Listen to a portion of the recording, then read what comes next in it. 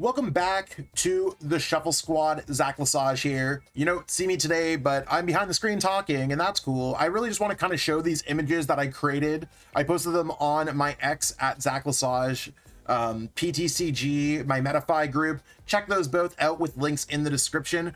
But more or less, I just wanted to kind of put together a list of cards that are the best cards in the sets. I've broken up the list between must-haves, the cards that I deem the absolute best in the sets, typically going into tier 1 or tier 1.5 or at least top 10 best decks. And there's also the notable cards, which are good depending on which kind of archetype you're trying to build. They might be cards that get better in the future or anything of the sorts. So kicking things off, Enzar Manatan slots into the Enzoric deck. I think it could be cool, and it's more than must-have because the Enzoric deck does fall in the top 10 right now. Could be moved to notable depending on how you look at it, but with only a handful of cards on the list, I think Enzar Manatan ends up making it. Tapu Koko EX is a card that I didn't even know existed until my friend Gabe Smart was talking to me at Smart TCG, one of the best players, coaches, etc. in the game. They're like, Zach, why are you playing Cornerstone Ogre Pawn in your Terror Box list? And I was like, because I need to have an answer to get through Milotic. Well, the Tapu Koko EX allows you to knock out the Milotic, and it is 60 plus 20 for each of your bench Pokemon. In an Area 0 deck like Terra Box, it ends up slotting in really well. So it's a really worthwhile one-of pickup that you could slot in some of these Area 0 decks to beat Milotic and get around Cornerstone because it doesn't have ability. For Lily's Clefairy, the card that's in the picture here, gives us an option. I saw the first place that I saw it was on X. I saw Fortinat, Nathan Forte, talk about this deck, and it's just like Lily's Clefairy EX, and you put on the Lily's Pearl that's also on this list. So the Lily's Pokemon, when it's knocked out, I think by damage of an attack or just knocked out, one or the other, set's pretty new still. Your opponent only draws one prize card or one less prize card. So we could turn Lily's Clefairy EX into a single prize card Pokemon, making it pretty worthwhile to use Full Moon Rondo with a large bench. I thought that was really cool. So typically we'd play one Lily's Clefairy EX on this list, but just in case that deck pops off and it's as good as I think it might be, or it's better than I think it might be, I think it's worthwhile to just pick up 4 copies of Lily's Clefairy EX.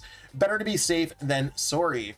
Enzoric EX, one of the mainstays in the set, being able to kind of copy different Enz Pokemon in play, has that trade built in. Cool, it's going to work with the Enzar Manatan. You can see there's a few other cards on this list, like the Enz Reshiram, the Enz Castle, the very funny named Enz PP Up, because I'm still, I laugh at things like that even though I'm 33. Sue me, whatever, it's okay. It's one of those things where it's just funny. So the Enzoric EX is going to work there. We've got a couple copies of Hopzation EX. Could be a good tech in our Chaladon to counter through anything like Cornerstone Ogre Pawn. It doesn't have an ability, but it could work in a Hops deck, so that's why I put 2 copies there. Otherwise, I think you only need 1 for our Chaladon. The Dunsparce EX is going to be a tech in any deck that plays the Dunsparce, and it's quite a good attacker against decks that have a lot of special energies. We got Hops Double, again, another tech for our Chaladon, but another deck, so you could bring up whatever you like. And we have Brock Scouting, which is played in Dragapult decks right now, as a replacement for Lance in rotation. Kind of touched over the rest of the cards on this list at some points. So when we go into it, we have our notables up next. Now, notables aren't going to necessarily be as playable. We have Maractus, which is popping up in some lists in our post-rotation format in Japan, as a way for your opponent to knock you out, and they take 6 damage counters. I think it's okay. It's nothing crazy. We got a couple copies of Blaziken EX, or 3 copies of Blaziken EX. Having energy acceleration with whatever types of energies is generally good. Might not see the most play. Volcanion EX is a way around Pikachu EX to burn your opponent's active Pokemon. And it might work in a deck that, like, you have a bunch of, like, Switch or retreating and stuff like that, like a Pekka EX. We got the Ludicolo giving our Pokemon more HP in play. Could be pretty cool. Iono's Voltorb could work in some kind of Iono's base deck to do a lot of damage based off the amount of energies attached to all your Iono's Pokemon. Bellibolt EX, as pictured, is the energy enabler, plus it's a decent attacker. Kilowattrel is going to be able to draw some cards. We've seen some builds that kind of focus on only Iono's Pokemon, Iono's Raging Bolt. They're doing okay, not the absolute best. We got Mamoswine EX, that could be a new Stage 2 Pokemon EX deck, being able to search out Pokemon every single turn. We have a Toedscruel that allows us to have 2 less retreat costs. Tyranitar that goes with Item Lock, which could work with something like Badoo for a future deck.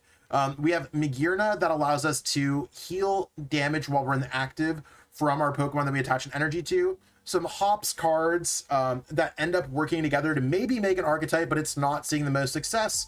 Iris's Fighting Spirit seems like a decent draw supporter. Lavencia is a great way to bring back some lightning energies in that Iono's deck, or maybe a good Tekken Goldango. Postwig, again, another one of these Hops cards.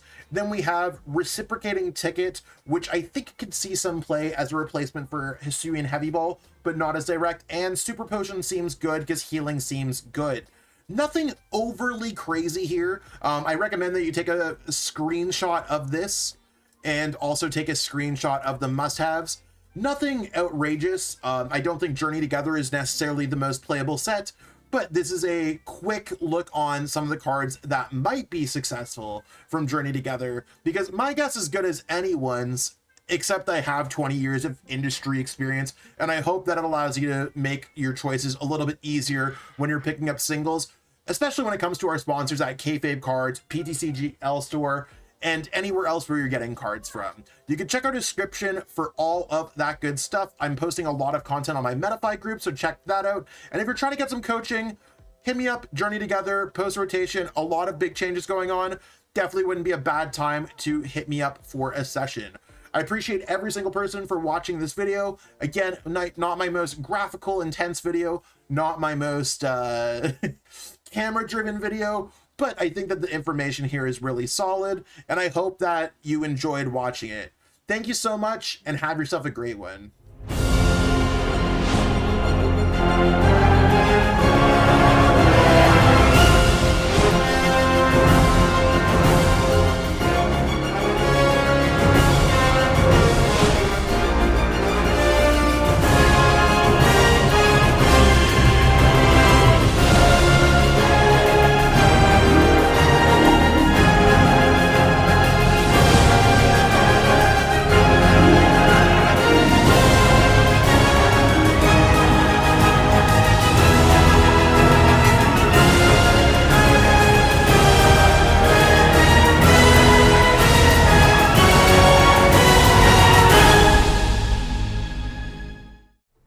Want to support the Shuffle Squad? Be sure to check out all of our sponsors in the description to pick up Pokemon TCG singles, sealed, and PTCG live codes.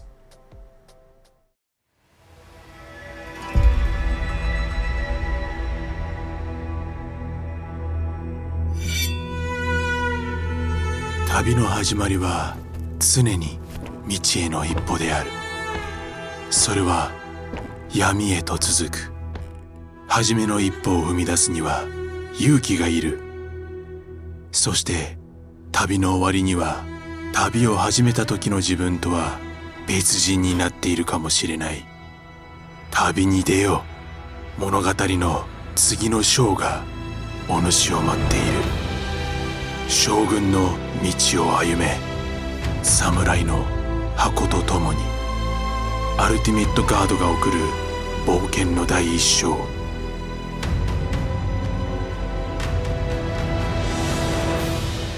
刀将軍の道近日発売。